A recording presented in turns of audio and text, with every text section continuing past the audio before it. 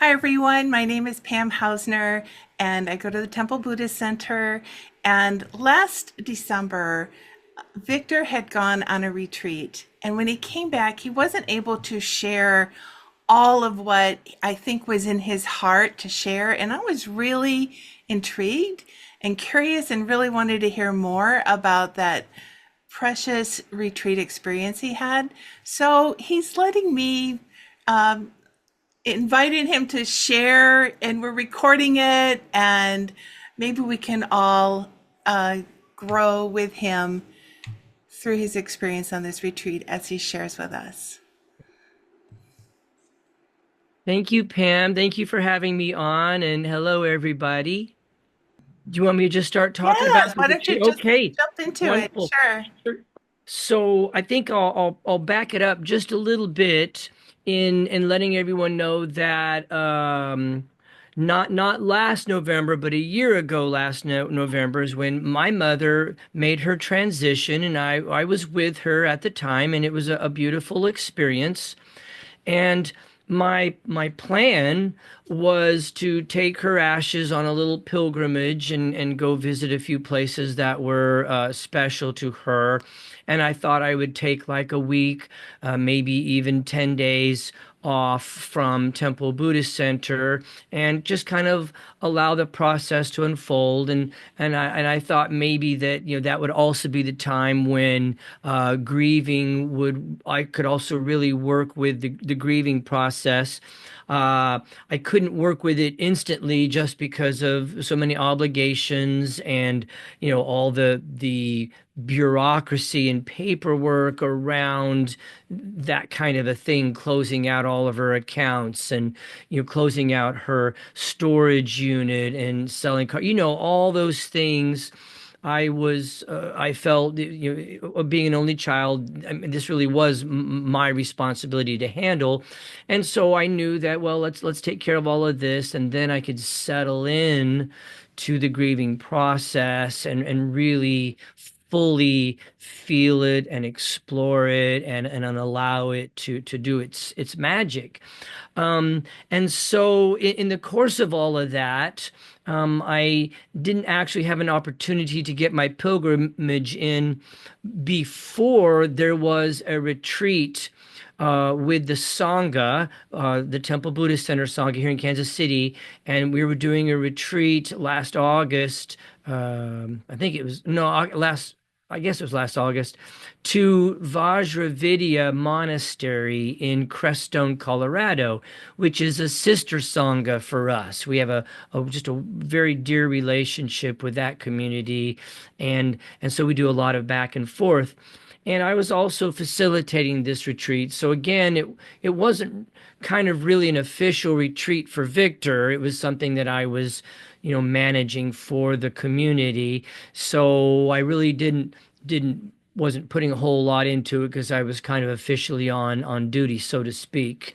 And so we went out to the retreat. And, when we got there, it was my plan to turn kind of everything over to the abbess of the monastery so that our community could then experience a retreat through her. But what I told the Sangha and the community was that, I would really like for you to fully submerge yourself in this.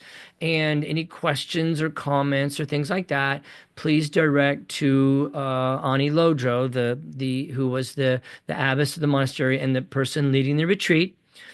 I will be available if something really intense comes up and you feel like you would like to talk with me. I can be available for that, but for the most part, you're here, I'm here, we're all just retreatants. So that's kind of the setting, right, of the experience and how everything was set up.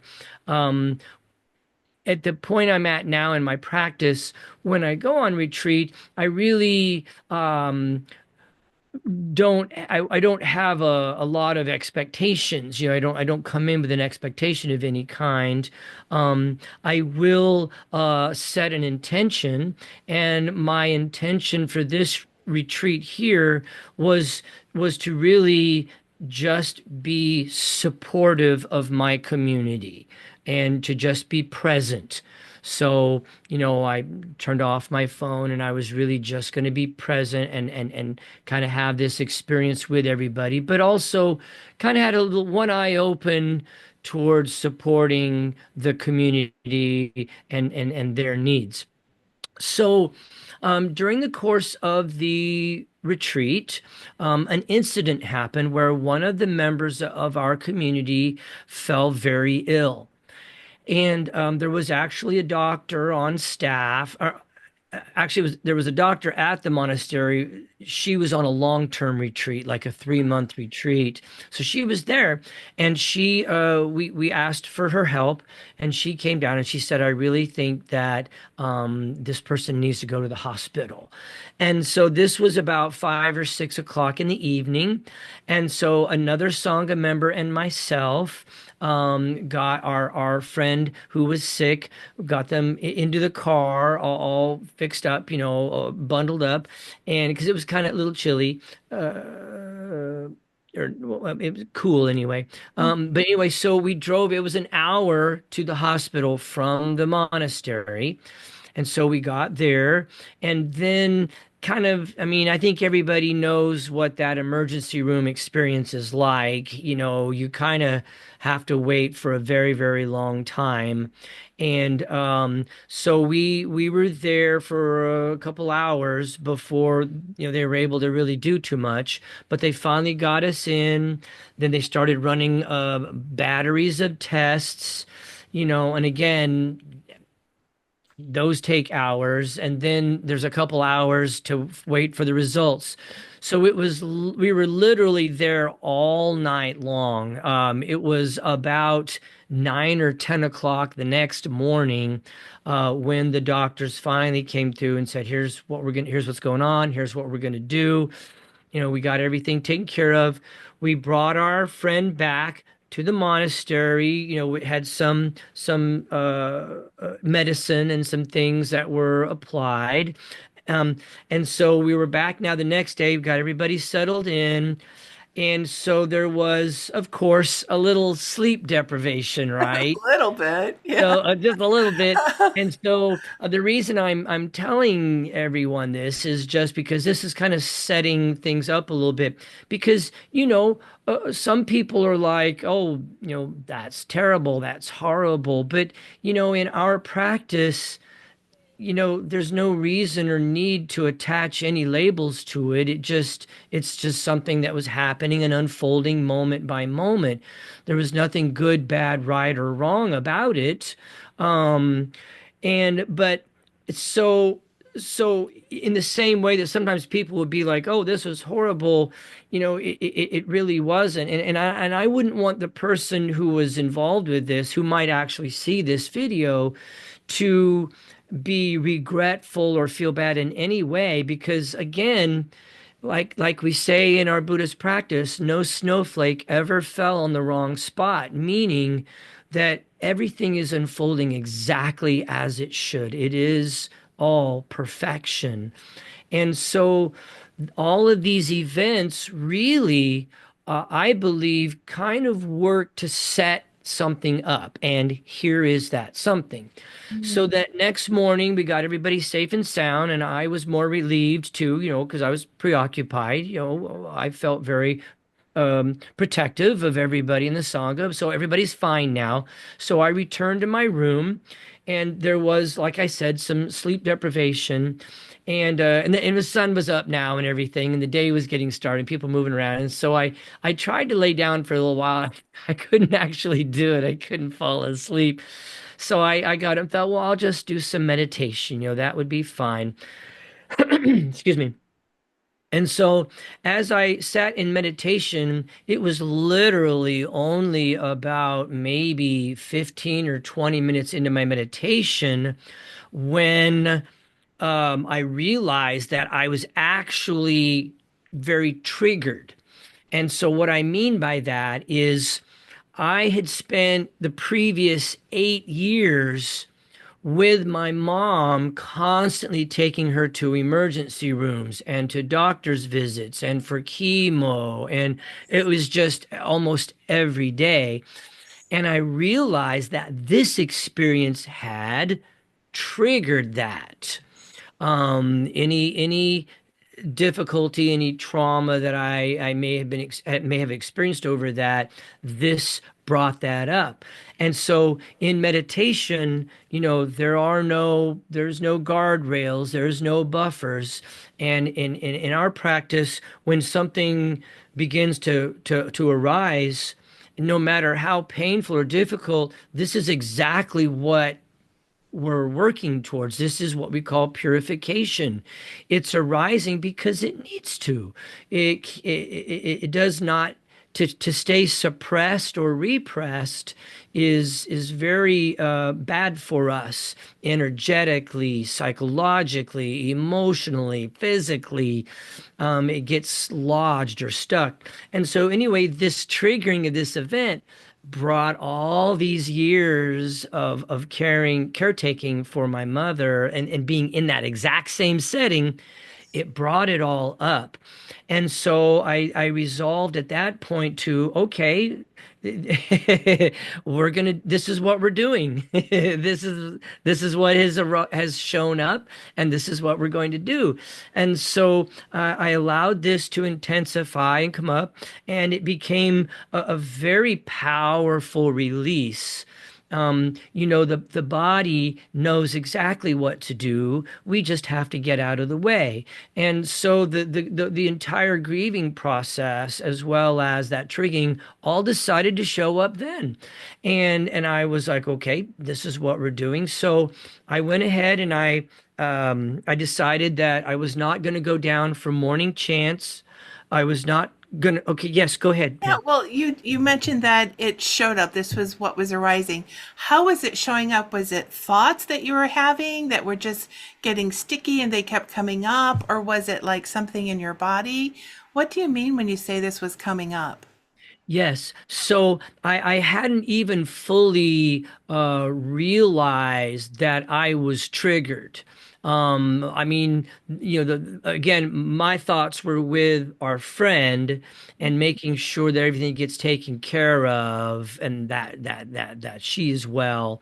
And so I didn't really even fully realize I was triggered. So once I realized that I was triggered, I realized because in meditation it becomes very clear what's going on. There's no gray Mm. area there. That it normally we get so busy with daily life that we're just going, I'm just feeling icky, or I don't feel well, or I'm not doing too good today. Things like that. There's this vagueness to it.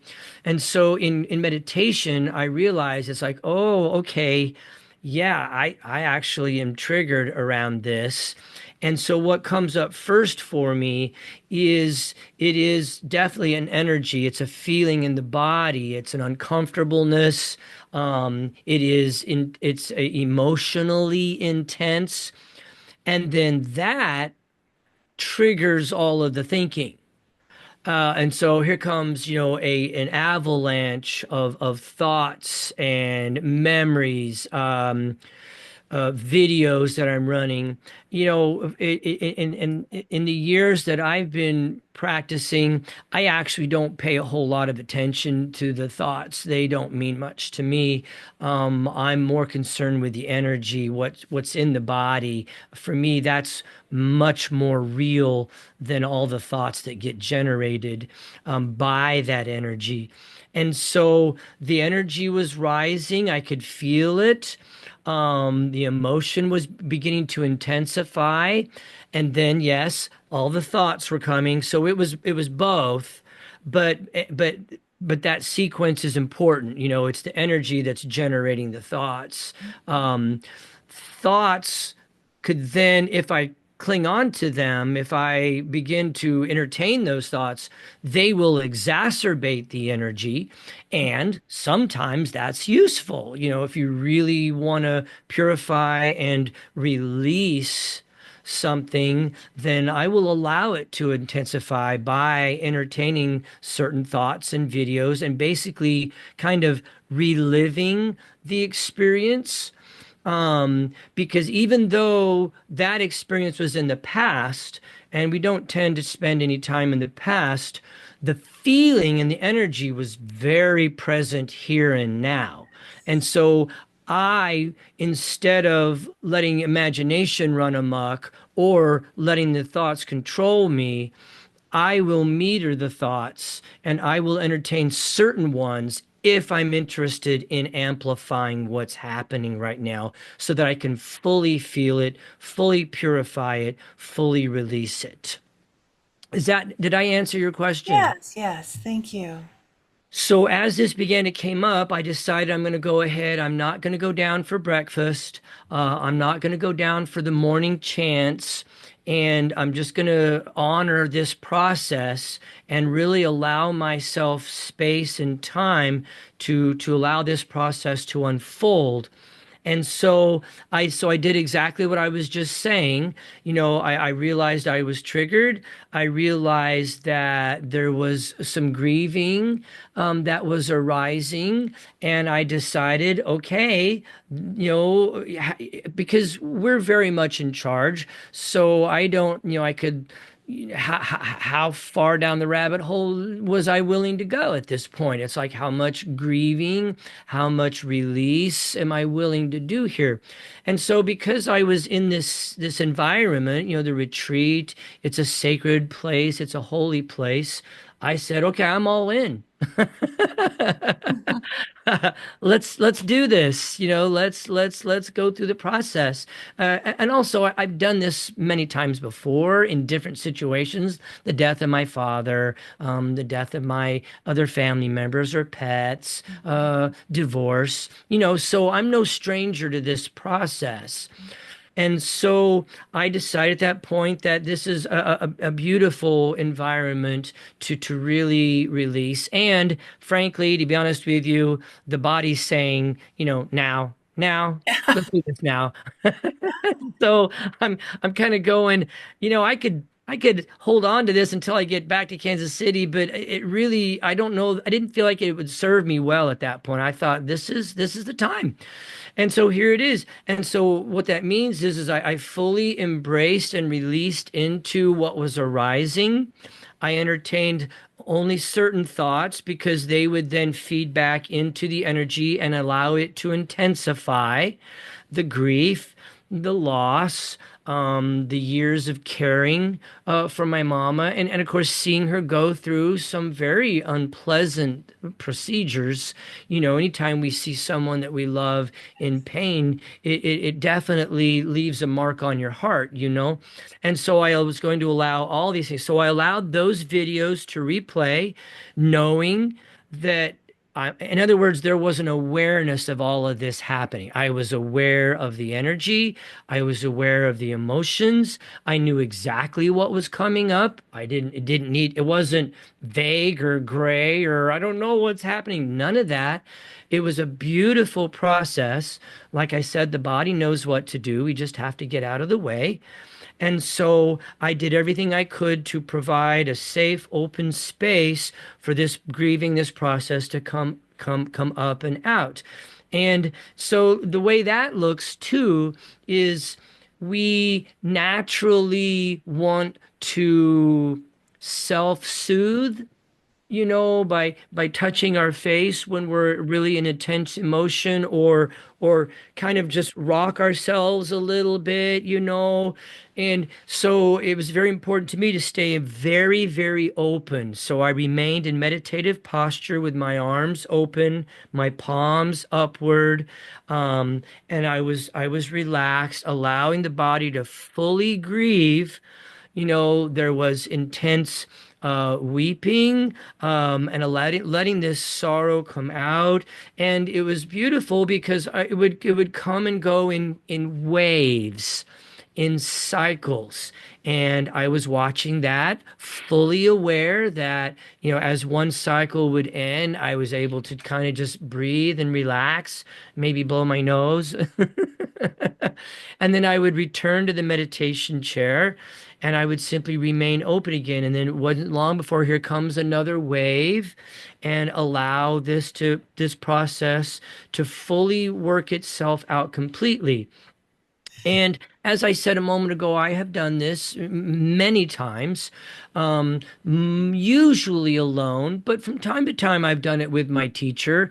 And my teacher would oftentimes provide some languaging, very seldom. Every now and then he might say something that would allow the feeling to intensify even more. Because we're basically, this is purification. We're releasing this. You know, So, when, so go ahead. well, if you had allowed yourself to do the self-soothing, would that have inhibited the release of this from the body and the Yes. Yes, yes, yes, yes. That self-soothing would have been uh, not working, pardon me, not working in my favor, because what I was doing was a very natural thing that humans do. We're not meant to carry the wounds, the crises, the traumas, the difficulties. We're not meant to carry those around. Animals are expert at releasing this energy. It really is energy. Human beings tend to hold on to it, suppress or repress, or wait for a certain set of criteria before I can, release. Because I really did, Pam, I really did think that on my little pilgrimage, as I'm spreading the ashes, that's when all of this was going to come. And so I'd even set up a little criteria. So I even kind of let my egoic mind get in there. It's like, okay, you can release when just the right things are in place. when you can control it? And yeah. You can You've got control the it, right? agenda, you can control Yes. it, and it's a nice, neat little package, and check the Yes. box, done. And so the grace in all of this is the practice, our practice of meditation, of mindfulness, of openness. The grace in all this is the realization that, oh, this is wanting to be released now. In other words, my essence chose a time.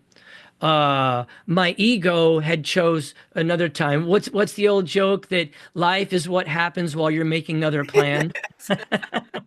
So, so my essence, my energy, my body, spirit, whatever names we want to throw at it, it chose now. And so the grace is that I was open to that, Mm.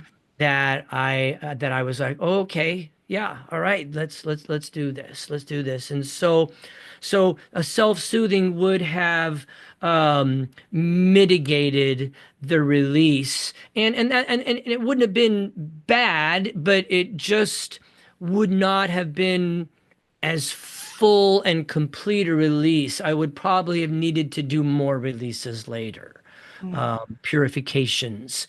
I use the term release, and I'm sure there's probably a clinical term of some sort. But the bottom line is, allowing the grief, the sorrow, the years of um, uh, working with the frustrations around working with doctors and hospitals and bureaucrats, all that kind of stuff like that. So it chose then to release. So I returned to the chair. I stayed very, very open and was allowing these cycles to work their way through. I knew that I would know when it was done. And so I would just return, to the chair and stay open. And if another cycle came through, here it comes. Okay, we got another cycle, and I honor that. And again, it's very important that I was fully aware. I was never in the grieving and the sorrow and the sadness. I was aware of the body releasing that. And I Mhm. think that's an important distinction to make. Um, and so this process went on for quite a while. I think maybe, like I said, I missed breakfast and I missed chanting. So, I mean, right there's probably about 2 hours that I was working through all of this.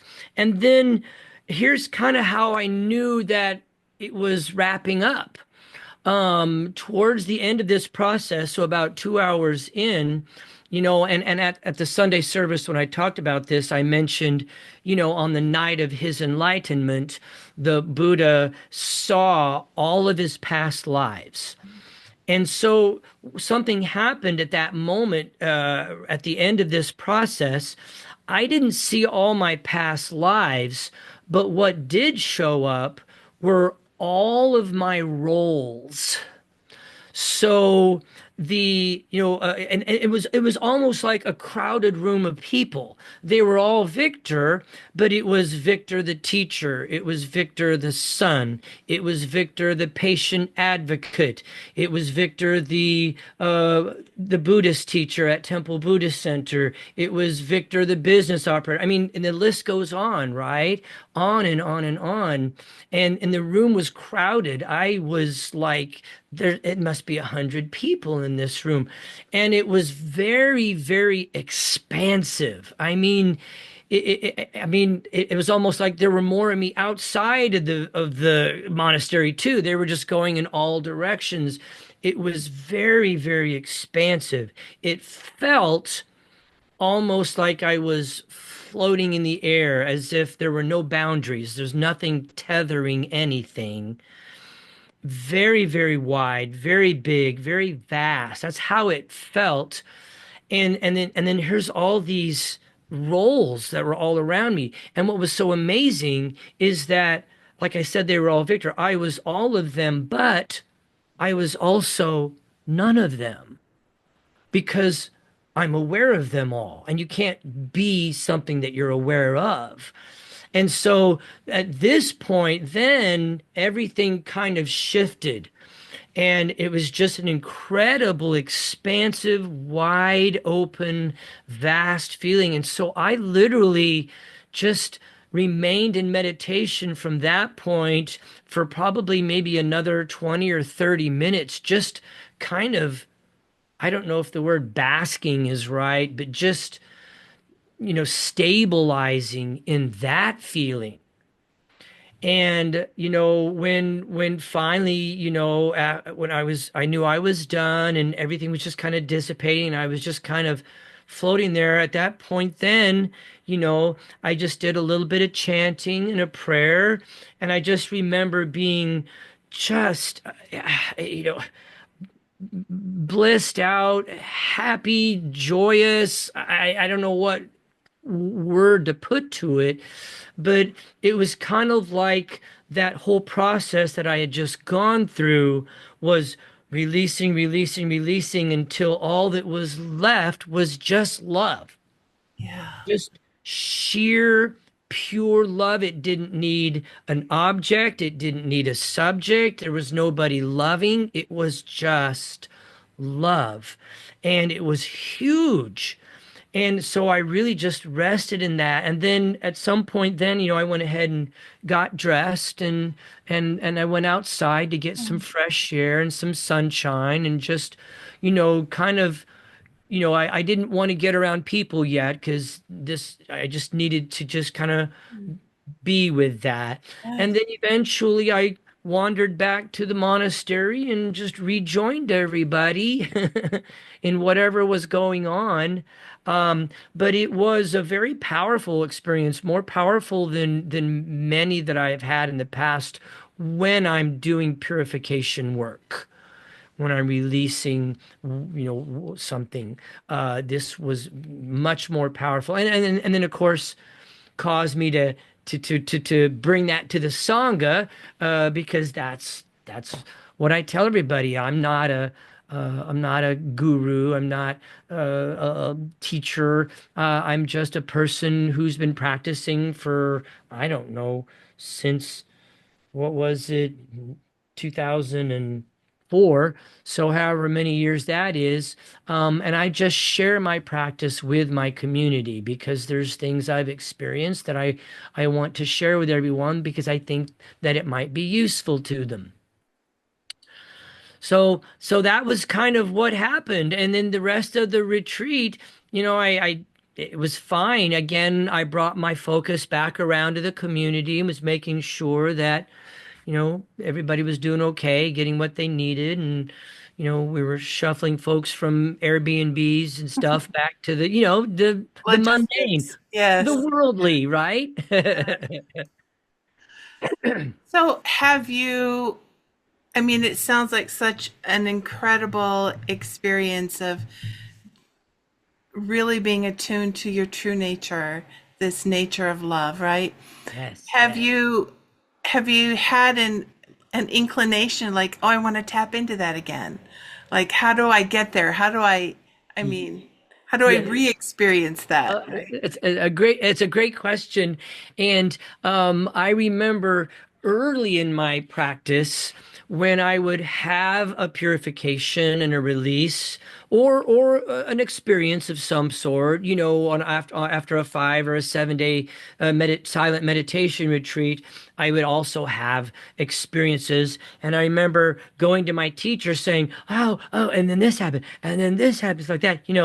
And then I would talk about that. I would say, so how do I do that again? And my teacher Ben would laugh and he'd say, just dance with the one that brought you, and so he meant meditation, mindfulness, of course, our studies, time with community, time with your teacher. So you just keep dancing with the one that brought you to chase the experience. He would always say is a mistake. That is unskillful. That's because it is the meditation, the mindfulness, your studies, and your time in Sangha that made that possible. Yes. So the only way to get back to that is to just keep doing what you're doing. And something else that he said is very important is he said that you don't need to get back to that. That is more real in who you are than what you're thinking you need to, get away from. So you already are that, and this helps us to understand too the Buddhist teachings. This is why the Buddha didn't teach happiness and joy. He taught suffering because we already are love, compassion, joy, and peace. That is the Brahma Viharas, the four faces of the heart. That's who we really truly are. It is suffering in the form of fear, delusion, hatred, and greed that keeps us from knowing our true nature. So, so my experience over the years has been the more that I trust this process and the more that I hold to meditation, mindfulness, my studies, time with Sangha, that this process, there comes a point where I don't have to do the practice anymore. It does me. And I just have to relax and enjoy the ride. There's nothing for me to do. Uh, as I stay a practitioner, then life and the practice all just they're the same. My life and the practice are the same, and they're just unfolding every day. Sometimes it's very unpleasant, sometimes it's pleasant, and sometimes it's neutral or what we would call boring. But boring's a judgment, see? Ah, So I don't even subscribe to those. It's either pleasant, unpleasant, or neutral, and that's it. yeah. It's not good, it's not bad, it's not right, it's not wrong. I don't need to get there, I don't need to avoid there. There isn't anything that's not the practice, and it's all my life just unfolding constantly. So I'm just curious though, like as events occur that are unpleasant, right? and Hmm. that might open up unwholesome reactions, right? Hmm. Hmm. Then, like, do you find having had these experiences with your true nature that you sort of have a landing place? Oh, I know I can go back there. Although that sounds like I'm going back in the past. So I know I can connect. How about that? I could connect to that, and that Yeah. will help you navigate the difficult circumstance. Yes, yes, it totally does because, and the reason why it does is because it has given me a much broader, larger perspective. So when something unpleasant happens, yes, the body is experiencing anger or fear or frustration or sorrow or sadness. And I'm aware that the body is experiencing that, but I'm also aware of a much bigger process, which is, emotions and feelings, they come and go. The thoughts about those emotions and feelings are generally not helpful in any way, shape, or form. So I don't even pay attention to those. I just stay with whatever is there. If that's unpleasant, then I honor that. Now, I'm not saying, for example, that if something unpleasant, if I can take steps, if I can take action to try, to do something. I mean, if the stove catches on fire, I'm not going to sit here and go, "Oh, that's unpleasant." You know, if I can take steps to alleviate the problem, then absolutely, yeah, I'll do that. But if I come home and the apartment's gone in flames, then yes, I'm going to feel that. And I also understand and realize that there's nothing I can do about it. So it's completely out of my control. And so I just feel that loss. And I want to get back to this question that you just asked me, which is there are times when a stimulus or an experience will happen. Something happens, somebody hits my car, or I get a bad email about something.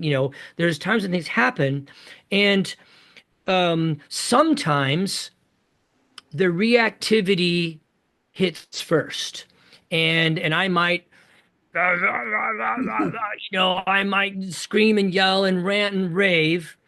And the more mature my spiritual practice becomes, this gap shortens. So it might be 2 days of Victor ranting and raving and shaking his fist at the world.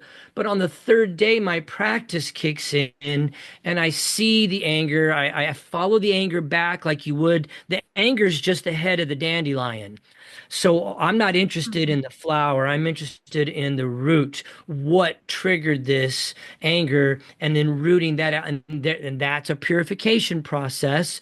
So then I'll sit with it, and it's like, okay, it's because I felt out of control, and when I feel out of control, that's a trigger for me, and I'll follow that back, and I'll work with that, and then I'll release that.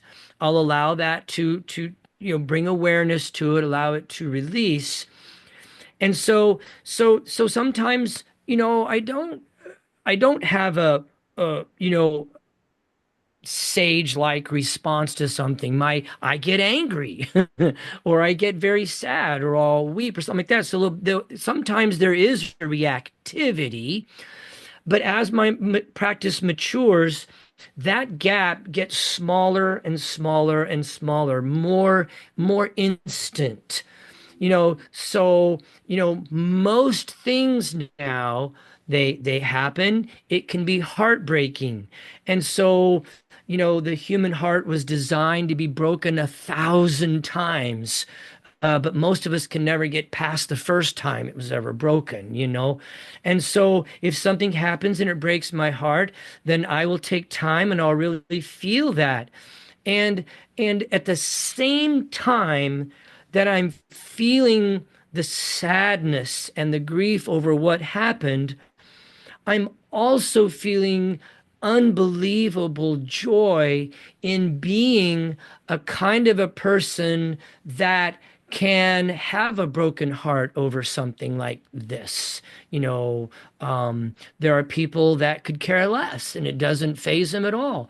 I have joy that I am a compassionate, loving, kind person. So at the same time that I'm feeling the sadness, I can feel just intense joy over number one, being a heart person, a kind, caring, loving, compassionate person, and the joy of the practice in seeing that I fully understand what's happening. I fully understand that this is a broken heart, that the what the body is feeling is very natural, and it is a beautiful thing to be able to feel that. And so tremendous joy. So at the same moment that I'm feeling the grief and the loss and the sadness, I'm feeling just immeasurable joy around the fact that I can feel that and the fact that I'm aware of that. All of this has the effect of expanding my heart. So it becomes so big that it's holding not only my grief around loss, but mankind. All humans feel loss. You know, all humans feel loneliness or longing. And so my grief becomes not so small and tiny and like I'm all alone all of a sudden with my grief. No, this is anyone who has ever, you know, been frustrated because of bureaucracy. I'm feeling that along with hundreds of thousands of other human beings. So you see that expansion again is really that openness that I talked about as a result of our practice by sitting in meditation. So even then, you see, it's not, you know, that gap shortens, and sometimes I can just feel it in an instant. And then what arises is not so much grief or loss, sorrow, but compassion. Mhm. Because this isn't, I'm not alone in this feeling. Mhm. Everyone at some point will feel it, you know. Anger, like last Sunday I talked about an incident that did overwhelm me with anger. And once I someone said something to me and it just whoosh, it just fell off of me like I was being mauled by a bear. Then all of a sudden the bear's gone. Huh. And it was just so instantaneous, and that's what enabled me to see that I had boxed myself in. It was tiny because this was my anger. I'm angry, and I was in it instead of being able to observe it. So that still happens, you know. My teacher used to say, as long as you've got a human body, you're going to have new opportunities to release, new opportunities to process, new opportunities to practice. Well, I really appreciate that you're sharing all this with us. I mean, I feel like this experience you had for your retreat, there's so much wisdom and understanding that we all can gain from that. And I heard a venerable from the Vietnamese Zen tradition said one time, he said, look, when you see all these monks or you see, you know, somebody that's really dedicated, and don't think like they're holy or anything. It doesn't mean anything like that. It just means they made a commitment to Yeah. this practice. That's all that means. And I'm so grateful that you have made a commitment to the practice and are willing to share what this practice looks like on a very, you know, like boots on the ground Yeah. process. Yes, yes, and that's and that was something, someone mentioned to me a year or two ago. They're like, Victor, you have a way of sharing your experience and how the practice informed the experience, and then how your experience informed your growth within the practice itself. Yeah. And he said that was very, very useful. So I don't know that I do that consciously, like cognitively. I'm not sitting around going, okay, that just is the way it is. I don't need to really look too much for Dharma talks. Pretty much every day of my life writes a new talk Yes. because something happens, and then and I get excited about it because the practice itself, our self-inquiry and our self-discipline, the practice, provides me with new ways of seeing the experience, new ways of maybe metabolizing or embodying the experience. So much so that, it's like I said earlier, I don't have to practice. The practice is victoring. Uh, Practice is life, isn't it? Yes, Yes. yes, absolutely. Yeah. And I also appreciate you, Pam, very much for all that you're doing for TBC and for taking the time to create this video to share with our community. I know that it comes from your heart because you're just wanting to share this with everybody because you feel it's important, and I do too. How we do this, and maybe some other folks can start sharing some of their experiences with you, and we'll put that on the TBC website. Totally happy to do that. Yeah, that would be wonderful, wouldn't it? Because we Yeah. all grow together. Yes, We I love all, that. we're like, this is life, the practice is life, and we are all living. So, Yes. And we are really, Pam, we're really very blessed to have a true Sangha. True Sangha. Sangha is not just a bunch of people who come together for an hour a month. Sangha is how they're spinning off and creating little subgroups. Maybe they do a little book study or they have a coffee clutch, and how they carpool together, and then they go and visit someone who's in the hospital, and then they are like you were saying at the table downstairs.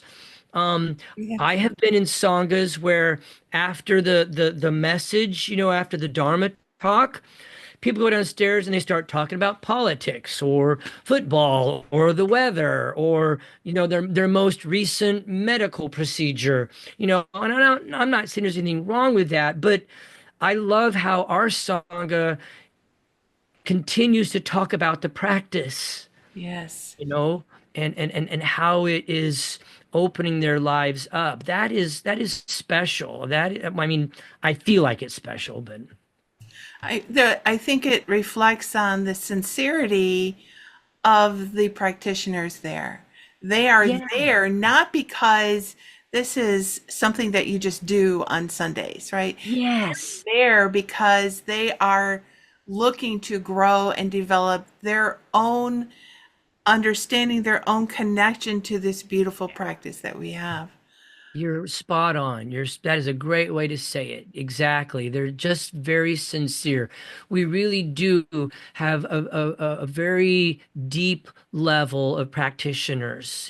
We've got some folks in our community that have been practicing for 40, 50 years, and they bring a real depth Yeah. to our community. And there's always that old saying, that rising tide lifts all boats. Yes. Well, in this case, I believe that's true. I think that the level of commitment and sincerity that our Sangha brings to the table lifts us all. We're all benefiting by whether it is their silence, or when they have something that they say that is really spot on, and we're open enough to accept it and not feel defensive, that way we kind of help to inform each other that way and keep each other on the path. Well, if you think of anything else that you would like to share, some kind of a after hours type, sharing, then I'm totally happy to do this again. Wonderful. I love it. And like I mean I was kind of serious. I mean I know of many other people that have had experiences that I think would benefit from talking with you on this, and then maybe making this available.